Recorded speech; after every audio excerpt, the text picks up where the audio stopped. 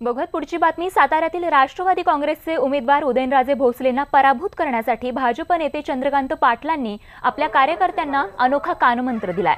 घरातील भिंतीवर खडूने धनुष्यबाणाचं चिन्ह काढून त्याखाली उदयनराजे हरू शकतात, मी त्यांना हरवणारच असं लिहिण्याचा अनोखा सल्ला चंद्रकांत पाटलांनी युतीच्या कार्यकर्त्यांना दिलाय। साताऱ्यातील युतीचे उमेदवार नरेंद्र पाटील यांच्या प्रचारासाठी वाईमध्ये आयोजित सभेत ते बोलत होते। यावेळी त्यांनी शरद पवारांवर शरसंधान करताना पवार मुलीसाठी 4 सभा घेत असल्याचा टोला लगावलाय। त्यामुळे तिथे लिहायचं धनुष्यबाण उदयनराजे हरू शकतात, मी त्यांना हरवणार आहे। या वाक्याचं मनामध्ये एकदा स्मरण करायचं, बघा कशी एनर्जी येते।